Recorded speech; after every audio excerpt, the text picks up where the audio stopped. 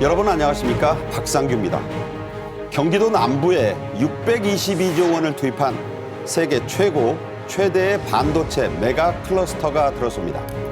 평택과 화성, 용인, 이천, 안성, 판교, 수원 등을 잇는 지역에는 350만 개 가까운 새로운 일자리가 창출될 것으로 보입니다.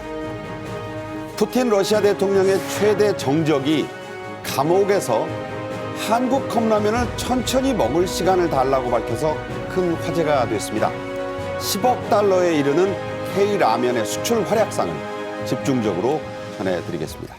신치영 전 동아일보 부국장, 김현주 시사평론가와 함께 말씀 나누겠습니다. 어서 오세요. 안녕하십니까? 안녕하세요. 윤석열 대통령이 15일 수원에 있는 성균관대 반도체관에서 국민과 함께하는 세 번째 민생 토론회 형식의 신년 보고회를 가졌습니다. 먼저 요약 영상으로 보시죠.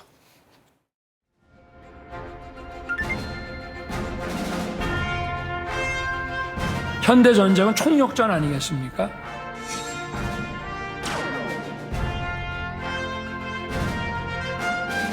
세계 최대 이 반도체 메가 클러스터를 지금 조성하고 있습니다.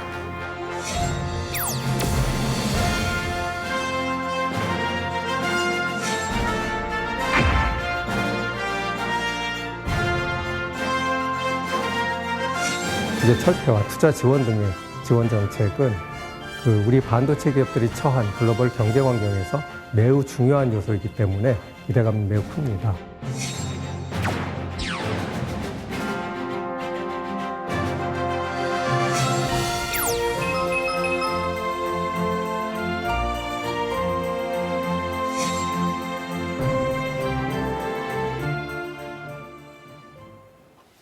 네, 보신 대로 이 토론회에는 반도체 전공 대학생 20여 명을 포함해 전문가, 지역 주민 등 50명 넘게 참석을 했습니다. K반도체의 현재와 미래를 집중적으로 토의했는데요. 그 한 대목을 직접 들어보시죠. 한편 현장에서는 아직도 인력이 부족하다는 얘기가 많이 나옵니다. 반도체를 공부하시는 많은 학생 여러분, 저희와 함께 세상을 바꾸는 일에 동참했으면 좋겠습니다. 저희 반도체과를 비롯해서 정부도 불이 꺼지지 않는 정부가 되어서 우리 기업을 적극 뒷받침하겠습니다. 네, 감사합니다. 네, 윤석열 대통령은 먼저 한국 반도체 산업의 성장을 이끌어낸 두 명의 선각자 얘기를 했는데요. 역시 직접 들어보시죠. 박정희 대통령께서 돌아가시기 전에 당시에 아마 서울시 한 1년 예산에 준하는 정도를 반도체 산업에 투자하기로 하고, 이병철 회장은 그 당시에 이제 일본에서 이런 고집적 회로가 이제 취입으로 바뀌어가면서 미국으로부터 많은 물량을 수주받아서 생산하는 것을 보고 여기에 우리가 한번 구군을 걸어야 되겠다라고 해서 시작을 해서 많은 부침이 있었습니다. 네, 많은 부침, 우여곡절, 오르락 내리락 했다 이런 얘기죠. 윤 대통령은 고 박정희 전 대통령, 고 이병철 전 삼성 창업자 회장과 함께 일본의 소니 창업자 얘기도 했습니다. 책도 읽었다고 했죠. 그렇죠. 네. 지금 언급된 박정희 전 대통령이나 이병철 회장 그리고 소니의 회장, 이 세 분의 공통점이 있다면 뭘까요?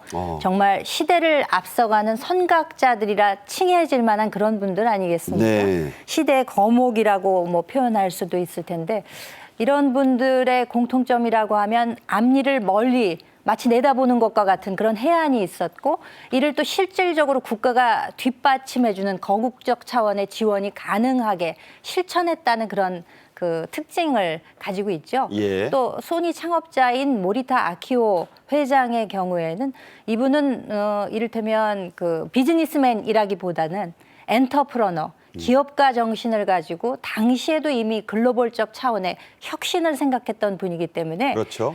이런 선각자들의 지혜를 물려받을 우리 청년들에게 있어서 지금 가지고 있는 가장 큰 자산은 무엇이겠습니까? 패기가 있고 또 실패한다 하더라도 도전해 볼 수 네. 있는 그런 용기가 있다는 거 아니겠습니까? 그렇기 때문에 지금 저 민생 토론회에 많은 그 실무에 참여하고 있는 분들 또 공무원들까지도 청년들 위주로 이제 구성이 되어 있었기 때문에 이분들께 도전을 또 실패를 두려워하지 말라. 국가가 적극적으로 지원해주겠다. 이런 중요성을 강조한 그런 자리가 아니었나 싶습니다. 네. 잠시 후에 더 자세히 얘기하겠지만 이 반도체 메가 클러스터, 영어로 되어 있습니다. 거대한 복합 단지를 뜻하는 이 메가 클러스터는 세계적인 하나의 트렌드입니다. 미국과 일본, 대만, 유럽이 조성에 치열한 경쟁을 벌이고 있고 그 실태가 거의 전쟁 수준이죠, 지금? 네, 그렇습니다.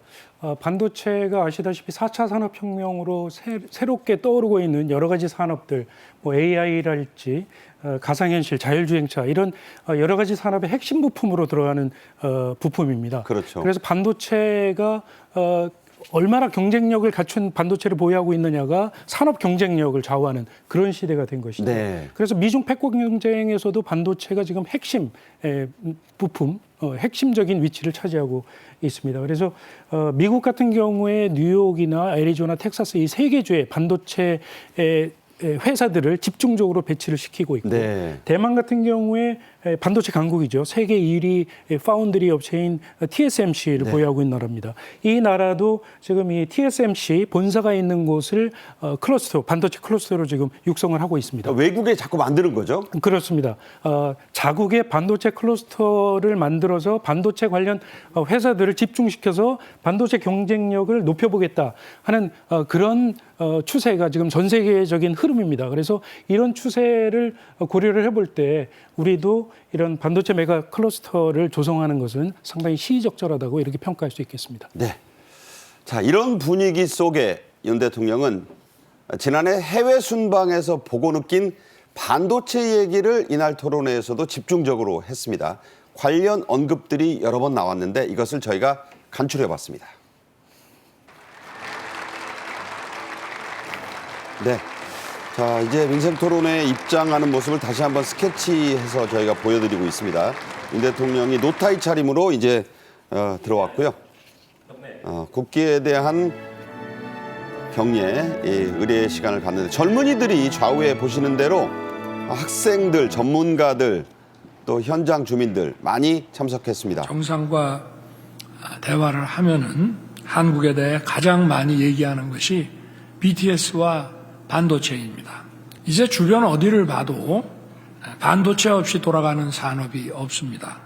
반도체는 그 어떤 산업보다도 우리의 민생을 풍요롭게 하고 많은 양질의 일자리를 제공합니다.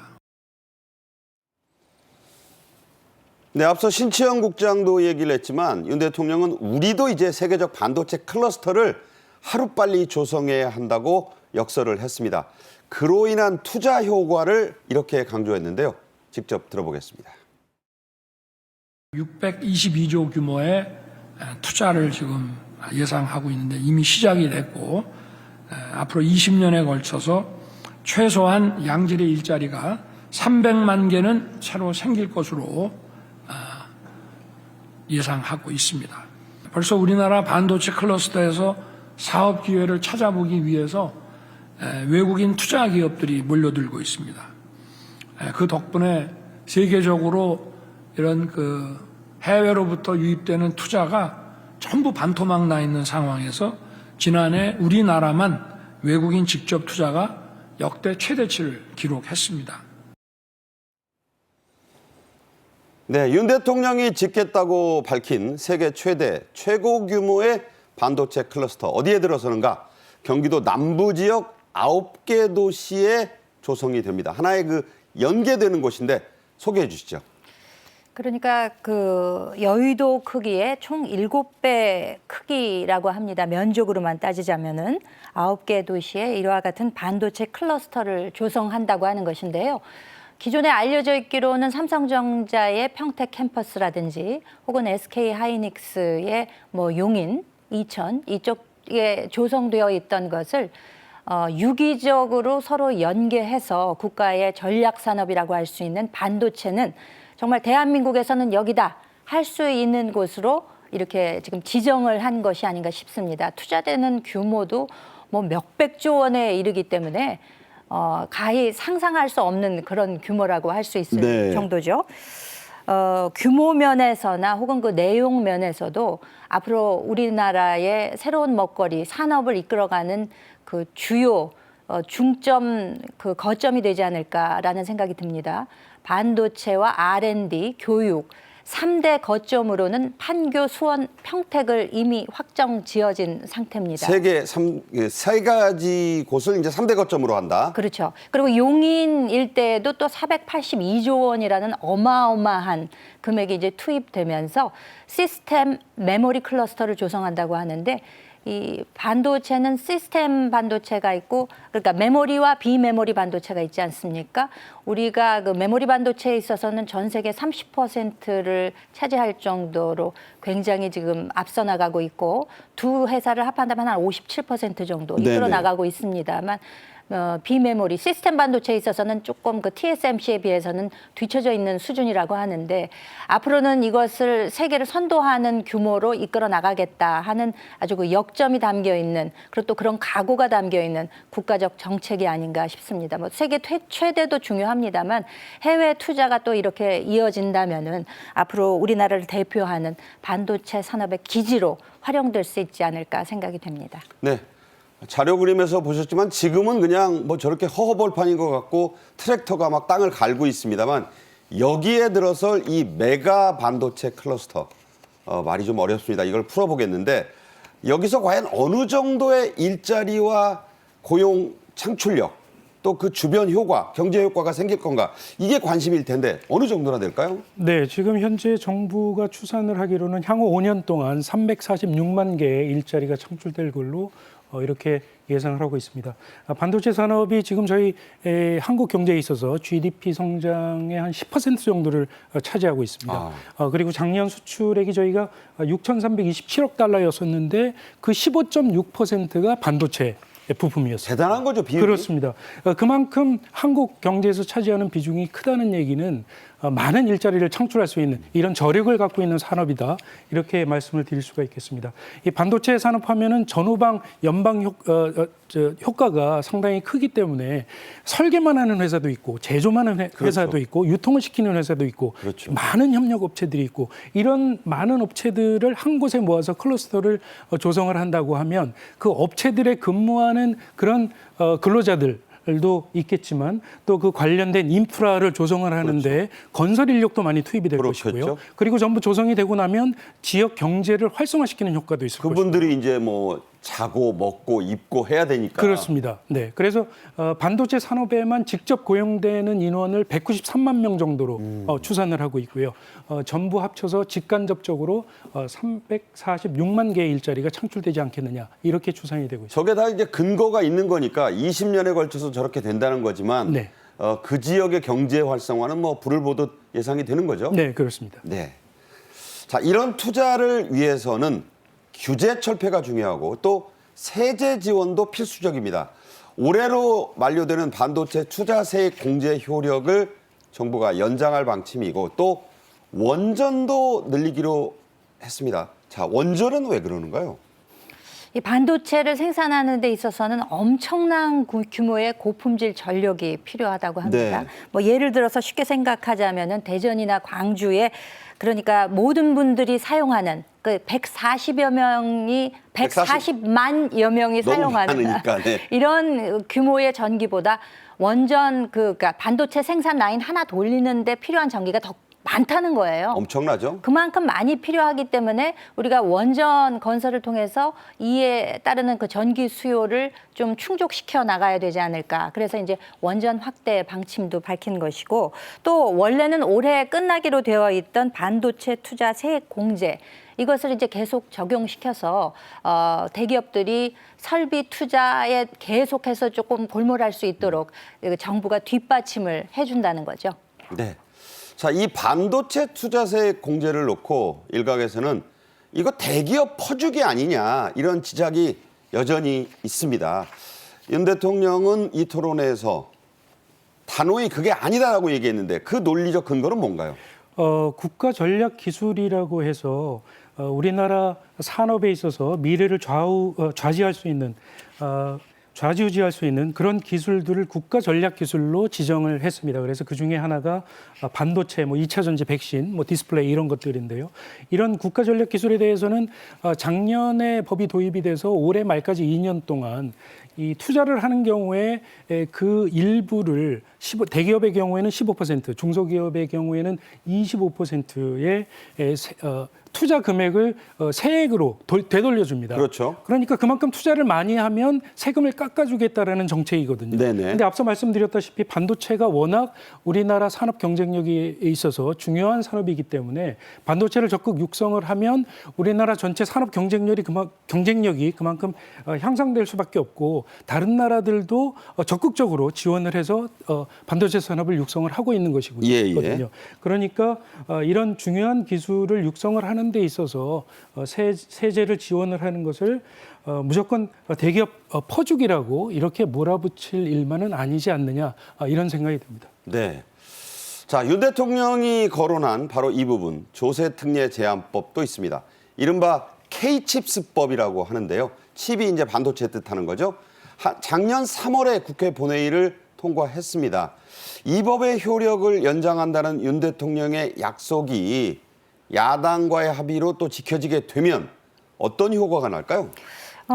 그 기업의 규모에 따라서 조금 나누어서 생각해 볼 수가 있는데요. 대기업이나 중견기업의 경우에는 현행 8%에서 15%의 혜택을 보는 상승 효과가 있게 되고, 중소기업의 경우는 더 그 혜택이 큽니다. 현행 16%에 불과했다면 25%까지도 가능하다는 것이고요.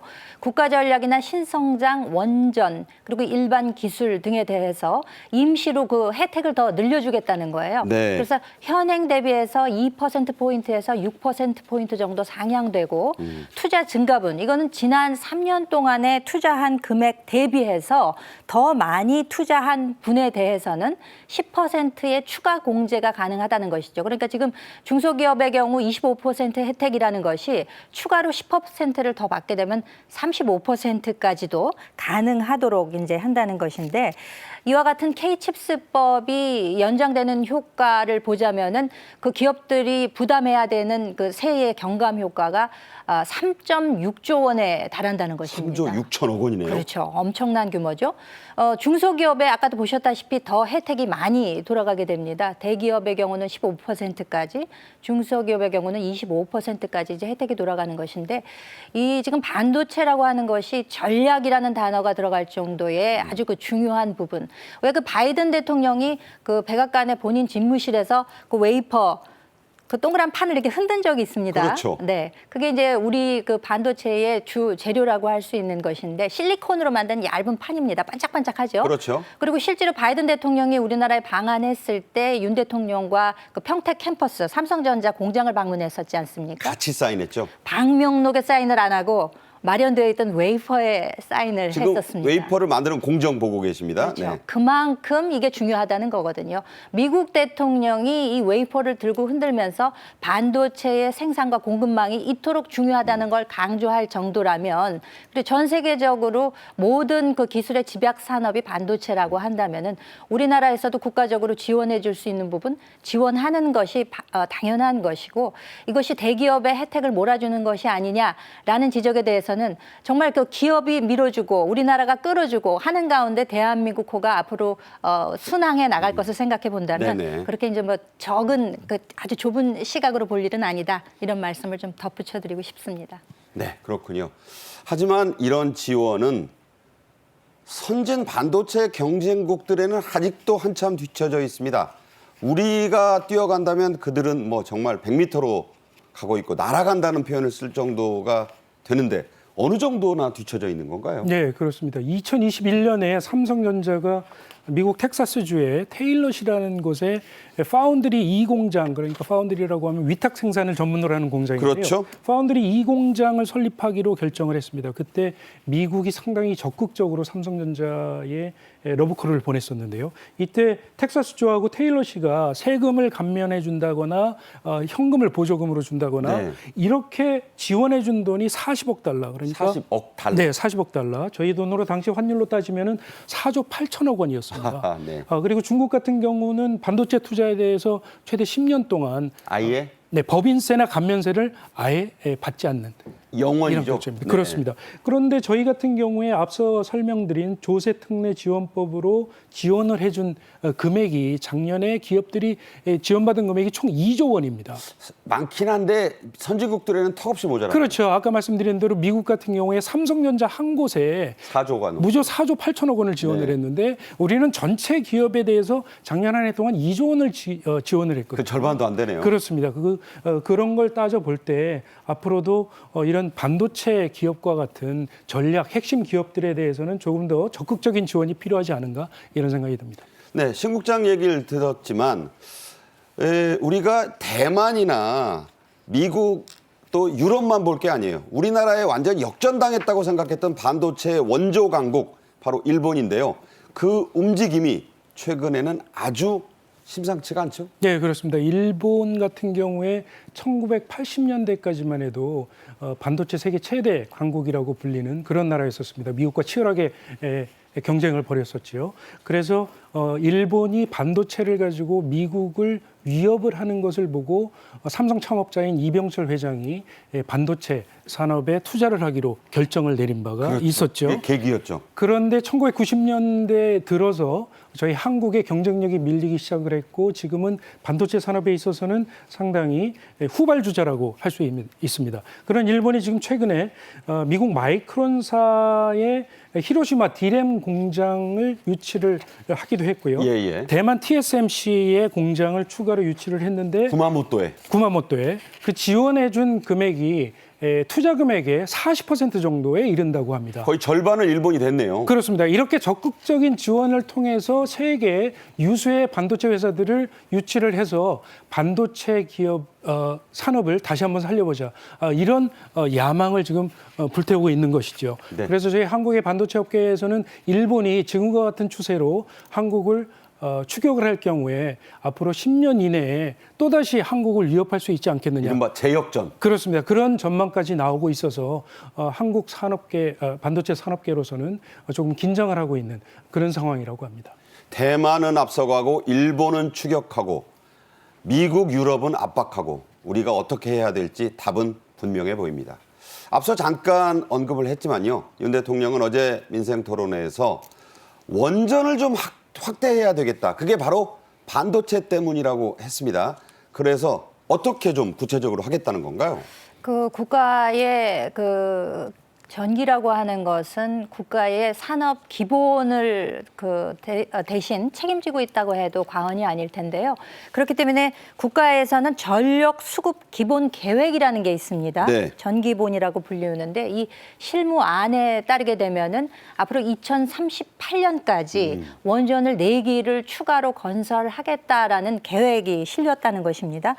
윤 정부 들어서서 탈원전을 확실히 이제 선언한 만큼 우리의 전기 수급에 있어서 원전이 차지하는 그 중요한 비중에 대해서 다시 한번 강조한 것으로 보이는데 예. 신한울 3, 4호기 이외에도 4기를 더 추가 준공하겠다라는 목표를 지금 세우고 있는 것이고요. 또 이 단계에서 중요하다고 하는 것은 우리가 SMR이라고 흔히 불리워지는 것이 있죠. 소형 모듈 리액터죠. 네, 소형 모듈 원전이라고 불리우는 건데 이것도 2030년에 1호 준공 목표를 확실하게 구체적으로 이제 담아서 앞으로 사실 원전을 대체할 가능성이 있는 것이 아니냐.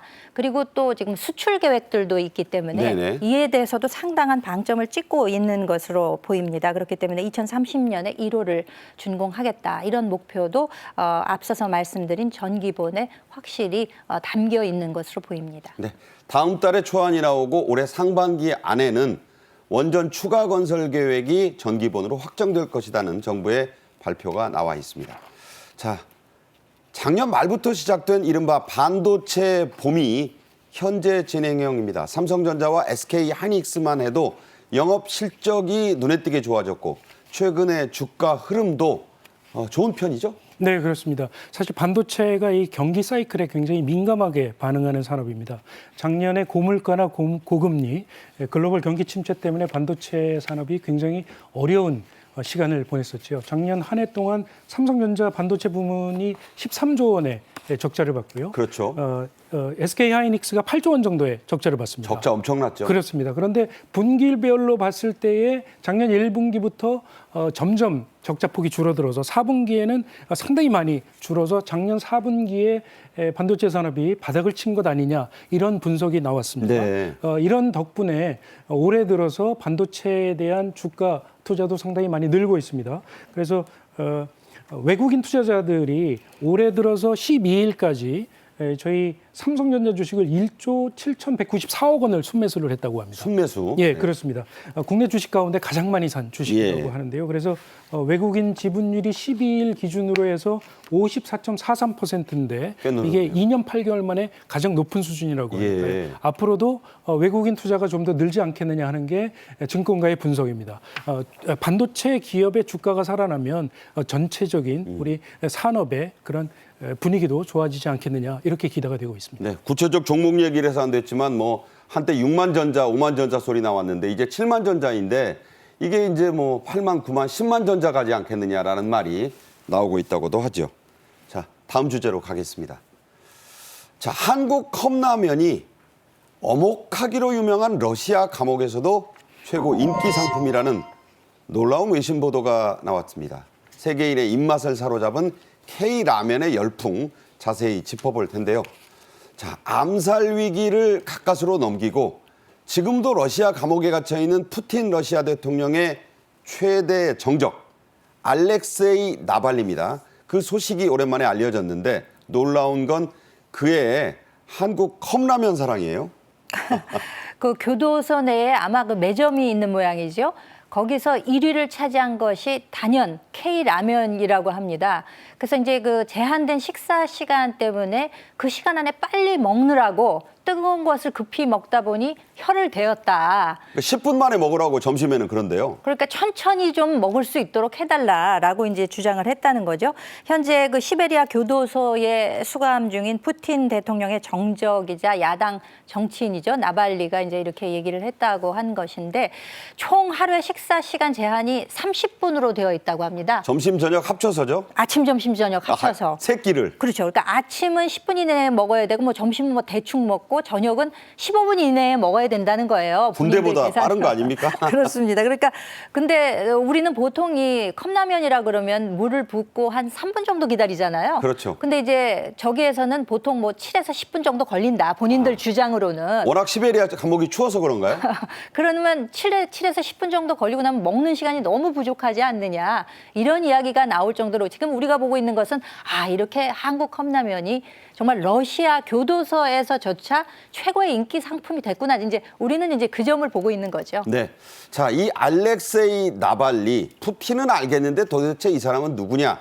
이런 분들이 있을 텐데 좀 소개하겠습니다. 2012년 미국 타임이 선정한 세계에서 가장 영향력 있는 인물 100명 중에 하나로 들어갔고 만약에 푸틴에게 유고 사태, 불상사가 벌어지면 러시아 대통령이 될 수도 있는 그야말로 야권의 희망이죠. 그렇습니다. 그 러시아 사람들의 이름이 좀 길죠. 본명을 제대로 한번 불러보면 풀 네임이라고 하죠. 알렉세이 아나톨리에비치 나발리가 본명입니다. 네. 현재 이제 투옥 중인데 원래 러시아에서 그 변호사이자 정치 활동가로 활약을 했었는데 2000년에 정계에 입문을 했고 2009년 이후에는 러시아의 그 연방 정부가 갖고 있는 부패상이라든지 아니면 푸틴 대통령을 굉장히 비판하는 이런 어조를 유지를 해왔습니다. 올해 48세죠. 네. 젊습니다. 그 당시에 해외 토픽에서 주목되었던 바가 있죠. 2020년 8월 달에 그러니까 라운지 같은 데서 차를 마시고 비행기를 탔는데 갑자기 이 사람이 축 늘어져서 기내에서 그런 모습이 발견이 되면서 굉장한 그 반향을 몰고 오기도 했었죠. 죽을 뻔했죠 그때. 네. 거의 사망 직전에 이르지 않았었습니까? 그래서 기내에서 정신을 잃었기 때문에 비상 착륙을 한 상태에서 의식 불명 상태에 빠지기도 했었습니다. 그래서 산소호흡기 달고 중환자실에 이제 들어가기도 했었는데 기사회생을 하기는 했죠. 근데 이후에 의료진들이 밝힌 것으로 봐서는 어떤 그 독성 물질, 그러니까 독극물 테러다. 그래서 사망 직전까지도 갔었다. 하지만 신경계 작용에 앞으로 어떤 후유증이 남을지도 모르겠다. 이런 관측이 나오기도 했었습니다. 바로 이 나발리의 감옥 내 최애 음식, 그런 용어 요새 젊은이들 쓰잖아요. 가장 좋아하는 음식이 한국 컵라면. 상표를 얘기하기 좀 뭐한데 팔도 도시락 컵라면 러시아판입니다. 자, 러시아에서는 이 한국 컵라면이 시장 점유율 1위라죠? 네, 그렇습니다. 팔도 도시락이라고 말씀을 해주셨는데 이 도시락이 1991년부터 러시아로 수출이 되기 시작했다고 해요. 그런데 이 러시아 선원들이나 보따리상들을 자, 저게 러시아판 팔도 도시락. 그렇습니다. 네모난 용기에 들어가 있는 러시아어는 잘 못 읽겠어요. 네. 그렇습니다. 저 도시락이라는 상표를 러시아 사람들은 다쉬락이라고 읽는다고 합니다. 다쉬락. 아, 비슷하네요. 그렇습니다. 그 다쉬락이 거의 보통 명사로 컵라면을 일컬는다고 아, 합니다. 저 러시아어를 읽으면 다쉬락이 됩니까? 예, 그렇습니다. 네. 그래서 2000년대 들어서 특히 판매가 많이 늘기 시작을 해서 2021년에는 매출액이 한 3천억 정도 된다고 하니까 3천억. 라면 한 개가 컵라면으로. 그렇습니다. 라면 한 네. 개의 매출이 3천억이라고. 엄청나네요. 용기면 시장 점유율 러시아에서 60%를 넘는다고 합니다. 그러니까 저 라면이 러시아 시장의 60%. 그렇습니다. 지금 그래서 수년째 점유율 1위를 부동의 1위 자리를 지키고 있다고 합니다. 우크라이나 전쟁터에 나가는 러시아 병사들 사이에서도 저 컵라면을 먹는다고 하니까 무슨 비결이 있는지 저도 한번 먹어보고 싶네요. 네, 지금 들리는 얘기로는 러시아 사람들이 이 마요네즈를 굉장히 좋아한다고 합니다. 마요네즈. 그래서 도시락이라는 그 용기 안에다가 마요네즈를 이렇게 작은 봉지에 담아서 같이 우리는 담아서 줬다고 컵라면에 마요네즈 넣어 먹지는 않는데. 네, 그 마요네즈를 뿌려서 먹는데 그게 굉장히 인기가 좋다고 하네요. 그래요? 그래서 그런 현지화 전략도 상당히 많이 먹혔다. 이런 분석이 나오고 있습니다. 그 라면 하면 스프인데 러시아인들은 마요네즈를 넣어 먹는다. 한번 드셔보십시오. 점심시간인데. K라면 수출액이 2023년 잠정 기준으로 미화 10억 달러에 바짝 다가섰네요. 참 대단한 기록이라 아니할 수가 없겠죠. 라면 수출액 추이를 지금 한번 보시면 정말 우상향으로 그냥 직진을 하고 있습니다. 네. 작년의 경우에는 이제 우리 한국 라면이 출시된 지 이제 60년이 되었다고 하는데 네. 지금 잠정치지만 거의 10억 달러에 육박하는 어마어마한 액수가 나왔습니다. 네. 작년 기준으로만 따져볼 때도 그 전년 대비해서 24%의 성장을 보였어요. 폭발적이네요. 폭발적이라고 할 수 있죠. 올 10월까지만 기준으로 보더라도 이미 2022년도의 수출 기준을 이미 넘어섰습니다. 네네. 그렇기 때문에 이 성장세라고 하는 것은 정말 대단하다고 할 수 있을 것이고요. 세계인조차도 이 국물을, 그러니까 원래 서양 음식은 국물을 그렇게 따로 먹지는 않지 않습니까? 그렇죠. 네. 그 습 같은 게 이제 앞에 나오고 나머지는 전부 이제 마른 음식을 먹으면서 음료를 마시는 위주로 되어 있는데 이제 K 국물이라는 말까지 나왔어요. 네. 그러니까 K 라면 열풍이라고 하는 것이 세계인의 입맛까지도 이제 이렇게 바꾸는 것이 아닌가라는 생각이 드는데 그 원인을 좀 따져보자면은 네. K 컨텐츠에 상당한 원인이 있다라고 이제 보는 것이죠. 그러니까 라면만이 아니다, 원인이. 그렇죠. 그 우리 그 영상 콘텐츠 같은 것들이 뭐 워낙 인기를 끌기 때문에 드라마나 영화, 심지어는 어떤 예능 프로그램 이런 데서 소개된 라면에 굉장히 호기심을 느끼고 먹어보니 맛있더라. 그러니까 이제 우리 영화 드라마에서 라면 먹는 장면이 늘 등장하잖아요. 그렇습니다. 그러니까 처음에는 아마 호기심으로 출발했을지는 모르겠으나 이제는 그 규모가 뭐 10억 달러 규모라고 하면은 산업 차원에서도 굉장한 성과를 올리고 있는 것이 아닌가 이렇게 생각이 됩니다. 그래서 우리 당국과 기업이 외국 소비자들을 대상으로 이런 조사를 해봤습니다. 한식에 대해서 여러분이 뭘 가장 좋아하시나요? 이랬더니 결과가 어떻게 나왔습니까?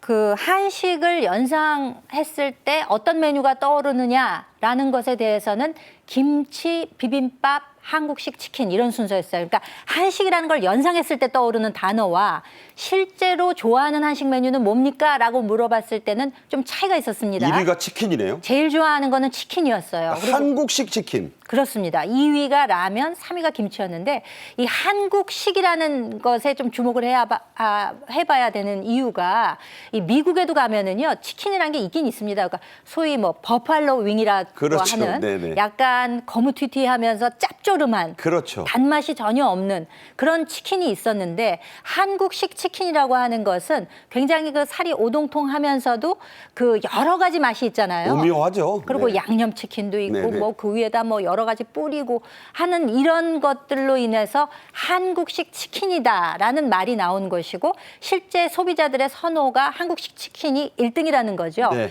그래서 우리 농축산식품부나 한식진흥원에서는 우리나라의 그 한식 그 소비 패턴이 상당히 정착되어 있는 도시들, 예를 들어서 뭐 베이징이라든지 호치민, 뉴욕 같은 18개 대도시에서의 현지인들의 입맛까지도 조사를 했다는 거예요. 그래서 상당히 이것이 우리 그 음식 수출에 있어서도 기여를 한 바가 있고 실제로 구글에서 작년에 레시피 가장 많이 검색한 걸 찾아봤더니 비빔밥이었다는 거 아니겠습니까? 그래 지난 연말에 아주 화제가 됐죠. 그렇죠. 그러니까 이제 우리 한식이라고 하는 것이 정말 세계인의 입맛을 이끌어가는 주도적 역할을 하고 있다라는 것이 증명이 되지 않았나 싶습니다. 네.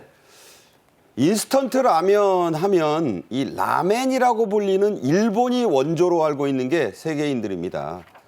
일본의 식품 회사가 한국풍 라면을 잇따라 출시했는데 원조 일본으로서는 상당히 자존심을 꺾는 건데 돈이 된다는 얘기죠? 그렇습니다. 일본 닛산 식품이라고 하는 회사인데요. 세계 최초로 인스턴트 라면을 만든 회사여서 인스턴트 라면의 원조다라고 불리는 회사입니다. 예. 그런데 이 회사가 작년 하반기에 설렁탕 맛 우동 어허. 이라든지 또는 순두부찌개 맛 우동 어허. 이런 한국의 맛을 모방한 그런 컵라면을 출시를 해서 네. 상당히 화제가 됐었다고 합니다. 감신 그러면 달면서도 뭔가 알싸하다 그런 말로 표현이 되는데 저 쓰인 말이요. 그렇습니다. 네. 그 저 화면에 지금 용기가 나오고 있습니다만 용기에 설렁탕이라고 하는 한글로 그러네요. 저렇게 적어놨죠. 아예 설렁탕 순두부찌개 교포분들도 있고 그렇습니다. 요새는 또 일본인들도 우리말 배워서 읽을 수 있을지도 몰라요. 예, 맞습니다. 그래서 사실 이 회사가 최근에는 삼양식품의 까르보 불닭 볶음면이라는 제품을 그대로 베낀 까르보는 뭐 그 스파게티 까르보입니까? 약간 밀크 맛이 들어간 것 아닌가 네네. 싶은데요. 그런 불닭볶음면을 그대로 베낀 그런 라면을 출시를 해서 논란이 좀 되기도 했었는데요. 네네. 어찌됐건 한국의 음식도 일본 원조인 일본이 한국 라면을 이렇게 베끼기 시작했다고 하니까 한편으로는 좀 뿌듯한 마음도 듭니다. 그러네요. 자, 일본에 가서 맛보는 한국풍 라면 지금도 먹을 수 있지 않을까 싶습니다. 최근 편의점 CEO가 라면 판매를 특화한 편의점을 열었더니 이 점포 매출액이 다른 점포들을 참 압도했다는데 어느 정도입니까? 그러니까 라면이 그 정도로 효자 종목이라는 것을 전에는 미처 알지 못했던 거죠. 그 여의도에 그 대형 백화점이 하나 있습니다. 있죠. 거기에도 팝업 스토어가 라면을 중심으로 해서 있기도 했었거든요. 요새 젊은이들 팝업 스토어 성수동에 가면 난리라고 하던데. 그렇죠. 네. 그러니까 라면을 외국인들이 한번 맛보게 되면 이거 뭐 싹쓸이를 한다 그래요. 정말 K푸드에 푹 빠져 있는 것이 아닌가 싶은데 그렇게 외국인이 몰렸더니 하루에 다른 점포에 비해서 10배를 팔았다는 것입니다. 10개 몫을 했네요. 그렇죠. 그 편의점에서 구체적인 이제 성과가 이제 숫자로 나오고 있는 것인데 지금 CU에서 그 라면 특화 편의점을 선보인 지가 이제 한 달이었는데 외국인 매출의 총 62%를 차지했다는 것입니다. 10개 중에 뭐 거의 3개 팔았다는 건데. 그 보면서도 참 믿기지 않을 정도다라는 것인데 이 라면 편의점에서 1인당 구매한 그 개수를 봤더니 외국인의 경우는 평균 3.4개, 한국인의 경우는 이제 1개 내외 요 정도로 됐다는 거죠. 한국인보다 3개 넘게 쓸어 담는다는 거네요. 그렇죠. 한국인들은 늘 접할 수 있는 거니까라고 생각해서 와서 이제 좀 특색 있는 거 구입하는 반면에 외국인들의 경우는 정말 한번 맛을 보면 사지 않고는 못 배기는 그런 상황이 아닌가. 그러니까 뭐 3배 정도의 매출 그 차이가 나는 것이 아닌가 싶습니다.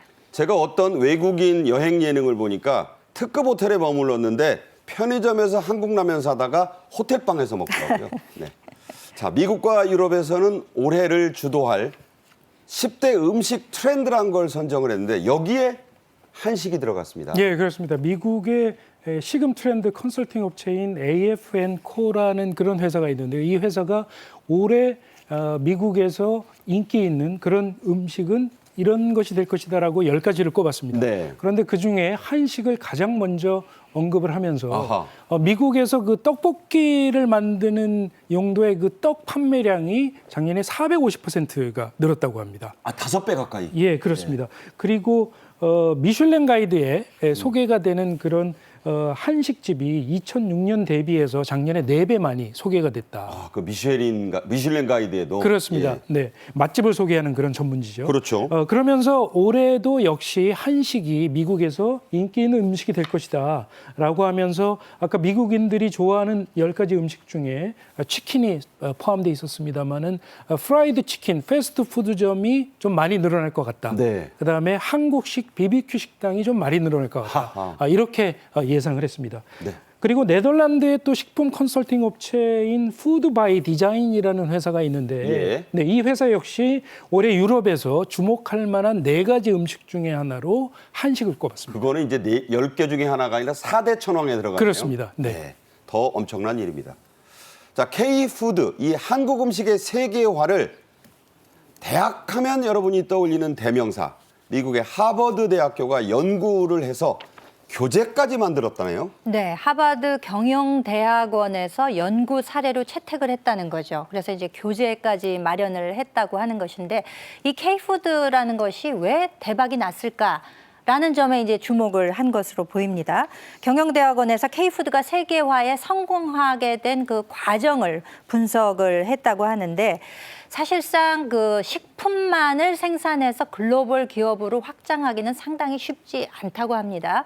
하버드에서 주목한 것도 글로벌 그 식품 업체라고 하면 주로 이 네슬레 이런 정도를 예를 그렇죠. 드는데 지금 CJ 제일제당의 경우가 어떻게 보면 유일한 글로벌 식품 기업이다. 그러니까 네슬레를 제외하고 그러니까요. 굉장한 지금 성장세를 보이고 있고 뭐 만두라든지 냉동 피자 이런 것들로도 엄청난 매출을 올리고 있을 뿐더러 그러니까 한국의 중소기업인 그 어떤 한 업체에서 김밥을 그 미국의 뭐 트레이더 조라는 업체에다가 판매를 했는데 이것도 뭐 줄이어가지고 뭐 난리. 사람들이 줄 서서 막 한 개 건지면 막 인증샷 올리고 막 그랬다는 거 아니겠습니까? 어떤 예능, 조인성 씨 나온 예능 보니까 김밥을 지방 미국 소도시에서 네. 하는데 200줄, 300줄 나가요. 네. 그러니까 그런 정도로 K푸드가 이렇게 급성장하게 된, 세계화하게 된 그 배경이 무엇이냐에 대해서 연구과제로 채택할 정도라고 하면 정말 객관적으로 보기에도 어느 정도 인정을 받은 것이 아닌가 그런 생각을 해보게 됩니다. 네. 다음 주제로 가겠습니다. 요즘 뭐 런치플레이션, 슈링크플레이션 이런 말이 유행입니다. 그래서인지 몰라도 직장인들, 특히 젊은이들 사이에서 도시락 싸오는 이 도시락 쪽이 인기가 됐다는데 좀 서글픈 일이기도 해요. 네, 제가 주변에 있는 그 직장에 다니는 사람들 얘기를 들어보니까 특히 젊은 층 사이에서 도시락을 싸서 사무실이나 휴게실에서 이렇게 간단하게 해결하는 이런 직장인들이 좀 늘고 있다라는 얘기를 하던데 아무래도 작년에 특히 물가가 많이 올라서 네. 이런 식재료 값도 많이 올랐고 식당 음식값도 많이 오르지 않았습니까? 그렇죠. 그래서 요즘 직장인들이 많이 다니는 그런 식당들 지역에서는 설렁탕 한 그릇을 10,000원으로 먹기에도 힘든 지역까지 힘든데 많아요. 많습니다. 네. 그러니까 이렇게 음식값도 많이 오르는 데다가 또 요즘 젊은 층을 중심으로 해서 혼자 이렇게 시간을 보내는 걸 즐기는 그런 또 트렌드도 많이 영향을 미치지 않았나 도시락 싶습니다. 뚝딱 먹고 자기 일 하죠. 그렇습니다. 뭐 책을 읽는다던가 휴식을 취한다던가 아니면은 운동을 한다든가 산책을 한다든가 이런 자기만의 시간을 보내는 그런 트렌드도 영향을 미쳤을 것으로 이렇게 보입니다. 네. 변화가 많이 일고 있습니다. 예전엔 도시락 싸오면 뭐 좀스럽다 이런 얘기 했는데 다 옛날 라떼 얘기입니다.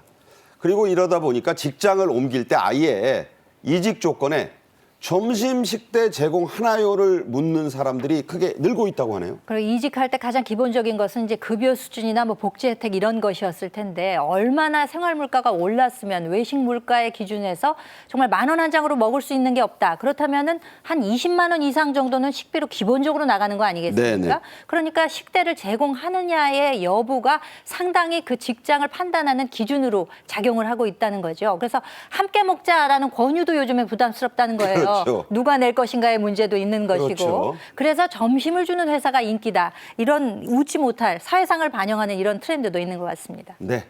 점심은 내가 낼게 이런 문화 거의 없습니다. 덩달아 도시락 관련 제품들 판매량이 눈에 띄게 늘고 있다고 하는데 인터넷에서도 조사가 나왔죠? 네, 인터넷 쇼핑몰을 이렇게 들어가 보면은요, 도시락 용기랄지 보온병이랄지 또는 뭐 텀블러랄지 이런 도시락 관련 용품들이 굉장히 많이 팔리고 있습니다. 네. 한 인터넷 쇼핑몰에는 도시락을 쳐서 검색을 하면 한 4만 개 제품 정도가 나온다고. 4만 개? 예, 4만 개 네. 제품 정도가 나온다고 합니다. 한 인터넷 쇼핑몰이 조금 조사를 한 지 좀 되긴 했습니다만 작년 8월 1일부터 8월 3일까지 지금은 더 늘었겠죠? 도시락 관련 제품의 판매량이 전년 같은 기간에 비해서 70% 넘게 증가를 거의 했다고 합니다. 2배 가까이 늘고 있다고 보는 거네요. 그렇습니다. 아마 지금은 조금 더 늘지 않았을까 이렇게 생각이 됩니다. 네. 자, 이제 아끼고 줄이는 그런 문화가 확산되고 있다는 소식까지 함께 나눠봤습니다. 신치영 전 동아일보 부국장, 김현주 시사평론가와 함께 말씀 나눴습니다. 잘 들었습니다.